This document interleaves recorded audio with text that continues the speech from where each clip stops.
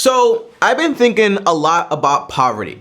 And when I was growing up, the brokest I ever been was basically, I noticed this, okay? They used to buy me clothes that were like 2 times my size in order that if I kept growing, they were gonna fit me next year and so on. I also remember being in my grandma's house and us basically having a latrine that's basically a hole where you basically poop outside, okay? Because the water might not be working inside. I remember all that stuff, but overall, I don't ever remember being hungry or missing out on some necessity overall. Presentation was different, but overall, we really had everything we basically needed. And as I live here in Dominican Republic for the past 2 months almost, I realized that there are these vast extremes when it comes to being extremely wealthy. One moment you're like in this fancy apartment with marble floors, and then 10 minutes drive and you're basically in somebody's house that doesn't even have a ceiling and they basically poop in a hole, okay? That's how extreme it basically is. So in this video, I wanted to talk about poverty, and not in the sense that, Tommy, I don't live in a third world country. I live in America. I'm broke here, but not really that broke, because overall my idea is that being broke for the most part is a mentality. Because even here, I realize that the people that are not doing that well, they're usually doing better than their parents were before. In the sense that, hey, you might be making $40,000 a year or $60K a year. You might be living a little nicer than your parents, but overall, whenever you get a paycheck, there's this sense that this is just not enough. So if you ever feel that feeling of, I don't have any savings, I don't have any investments, I don't know I'm gonna be done with this house or paying this off or paying that off, the answer is, you're probably broke. And the whole goal is to fix that. And that's why I'm making this video, talking about the cycle of poverty, how to stop it, and what it actually looks like. Now, as always, guys, like this video, and also subscribe to the channel and hit the bell so you get notified, because I have more videos like this coming out pretty soon. Now, I usually don't ever do this, but before I made this video, I actually watched another video, and it was actually a TED Talk called The Paradox of Poverty.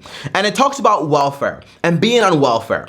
And I know what that's like because I was basically on welfare for like 5, 6, 7 years potentially with my mom when I was actually living there. And the idea was very simple. You know, this whole video spoke about the concept that poverty on its own, the government tries to fight it by having programs like, hey, subsidies for housing, energy, healthcare, etc., education. But in reality, whenever somebody goes ahead and makes a little bit more money, they disqualify you from everything. So you're basically at work, and now you're basically having to pay for transportation, and then everything is taken away from you. And in reality, it makes no sense to actually keep working. And that's why a lot of folks choose not to work and kind of just stay within poverty range, because that way they can basically get all of those benefits. Usually, I don't talk about these subjects because they're very controversial, but that's not the sense of this video. I'm not trying to tell you that poverty is this crazy thing, people don't like working. No, I'm trying to use, for example, common sense here, and also just facts to show you what's actually happening here. Now, the solution to this, some folks say, for example, hey, just take away healthcare altogether. And I would say no, because it's kind of crazy and sensitive. It makes no rational sense, because I was on welfare for like, what is it? Healthcare? Welfare? Well, what is it? Welfare. Sorry, guys. My English is just leaving me by the second, okay? But I was on welfare for like the first 6, 7 years, and that was kind of crazy, but that helped me go through college, to help my mom pay for food, and everything like that. And if you take advantage of it, you're basically able to level up and not have to be on welfare forever. Now, the second idea is basically you start to take away welfare little by little. I know people, I have an aunt actually, won't say her name obviously, that she says, Tommy, I would love to work, but the reason I don't work is because whatever job I do get is gonna cost me more money to actually work than I would basically be making by not having a job and getting all of these subsidies, okay? And that to me is kind of crazy. And then the third solution kind of be like, hey, you do this whole universal paycheck where everyone gets a paycheck to actually meet their minimum needs, but that hasn't been tested or proven. So my idea is this: aside from the whole idea of there's a whole bunch of wealth traps and welfare traps in this whole world and how the system is set up, okay? My idea is simple, that wherever you are, But if you choose to stay there for a lifetime, that's a whole different subject and opinion. My idea would be, when it comes to welfare, it would kind of be a system where you get inside of it, but there's also like a deadline, and there's also like requirements that you kind of have to fulfill. Like, hey, you're applying for jobs. If you can't work because you're like a stay-at-home mom or whatever, you can basically just show that you're actually applying for educational programs, something like that, and actually doing something. I think that's pretty cool. But overall, you're always gonna have two extremes: the people that just take advantage of things, the people that don't want to do it and just basically want to get through it as fast as possible, and the people that are basically in the middle. They need it for the moment. They're trying to figure it out, but it's so tough because the system is not set up the correct way. And that was kind of like the way I was raised, but thankfully, thanks to God, actually, we actually found a way to actually get beyond that. That's the idea. Now, the second part is, guys, I also realized that when it comes to this whole poverty cycle, there's this belief that's actually not true. I remember I read this book called The Millionaire Next Door, and also Stop Acting Rich. And the idea is very simple. And I actually have a list right here, and it kind of says that when it comes to the average millionaire in America, they're not what most people actually believe they actually are and look like. These people are basically a little over 50 years old. They live below their means. They buy normal cars. They stay out of debt. And on top of that, they don't try to actually look rich. So when you see these people on the road, they look like just regular people, and you can never actually tell that they're actually wealthy. And this led me to the belief that, or the kind of like, it just makes sense, right? That these people that getting rich, that getting wealthy is really much about delayed gratification. And in reality, that trying to look apart is what usually keeps a lot of people broke. Like my uncle says, okay, a lot of people are broke not because they lack money, but because they spend all their money trying to not look broke. And that's a fact, okay? So if you find yourself where you're making above 40K a year, or like 30K a year, or even 2K, and you have nothing left over, like nothing at all, the answer is you have to reassess the situation. For example, have a budget. Whether you have nothing or a lot, the idea is, I think the Bible says this too, the saying, if you can't manage a little, how can you expect to receive a lot? And it just makes a lot of sense. So if you have a little and you don't have that much money, it's probably easier to manage it, right? Because you have not that much. So the idea is you will learn to manage that little money, whether it's you spend all of it, which is fine, but you have a list of what you're actually going to spend that money on. And once you get a little bit more, you figure out a way to actually use that money for your benefit. That would be one of the ideas. But one of the big problems with the cycle of poverty is that there's this sense that being rich or doing things the right way kind of looks like this, okay? You go to college, you graduate with like $30,000 in student loan debt. You get, for example, this car, which is like a $600 payment. You get, for example, this home for like a 30-year mortgage where you're paying like a third, or for example, like 50% of your actual take-home pay a month, which is kind of crazy. And you kind of build this life that's basically borrowed.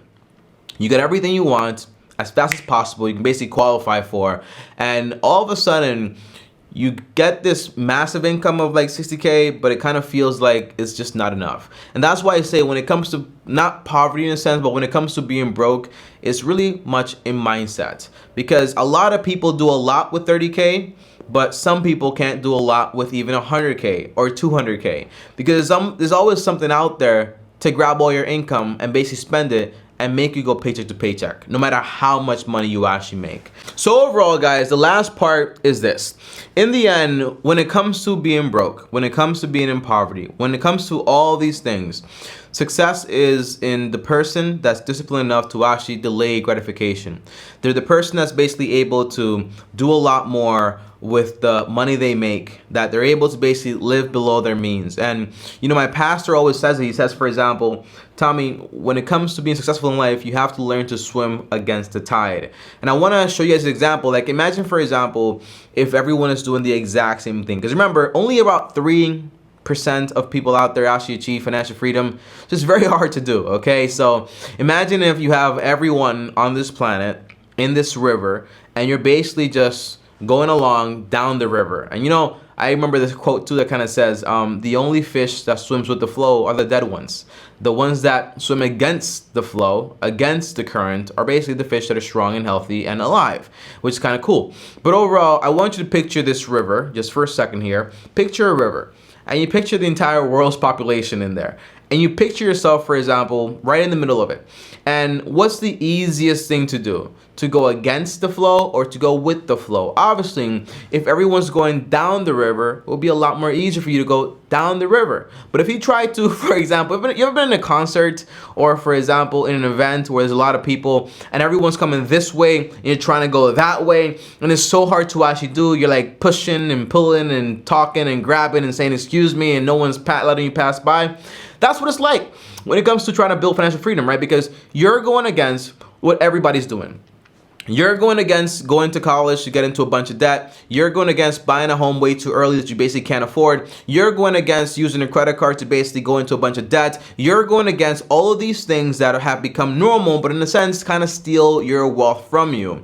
And then what you are doing is saying, I'm going to keep going up the stream. I'm going to keep going through all these people, because eventually, guess what?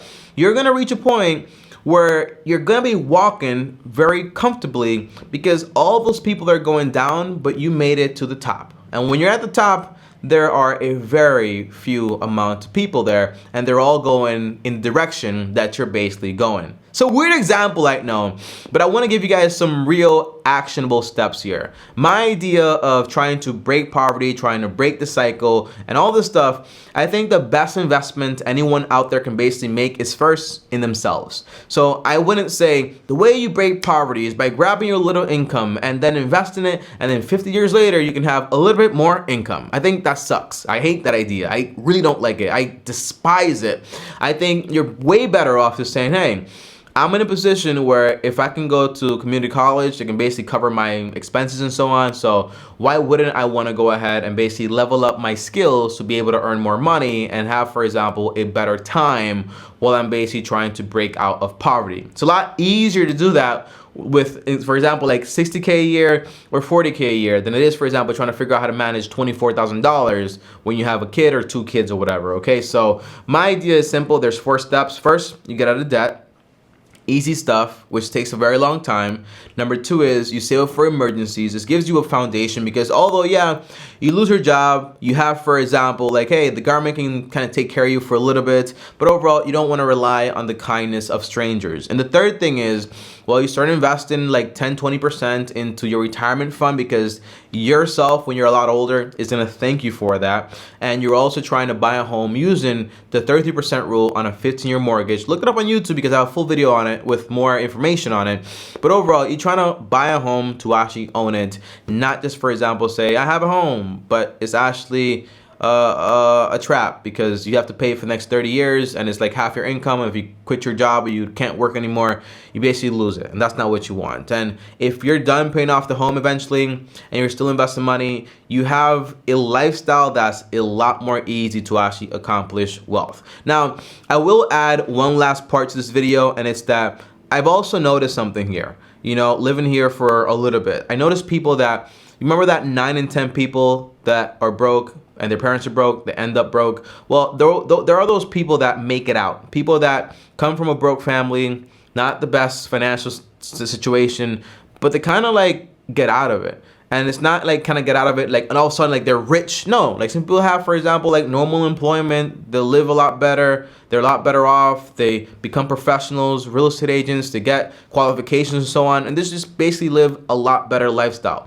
But I also notice people that say, hey, I come from here, and that's why I will never be anything else in life. And I think that's the wrong idea to basically have.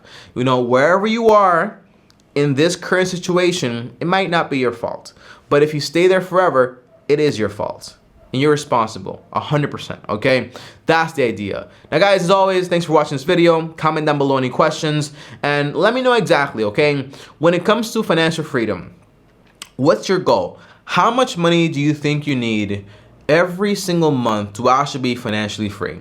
Now, I want you guys to remember, okay, that to me, financial freedom is usually going to be a lot less money than the average person. Because whenever I quantify this, remember, you have no car debt, like a vehicle debt. You have no student loan debt. You have no mortgage debt. Like, all you really have to worry about is groceries, utilities, transportation, some fun, and like the basic stuff like healthcare. So when you take into account like the basic necessities, when everything is basically covered, what does it look like to you? Okay, for me, like I would live a very fancy lifestyle on 2K a month. but I live on it like $1,000 a month right now, and I'm living just fine.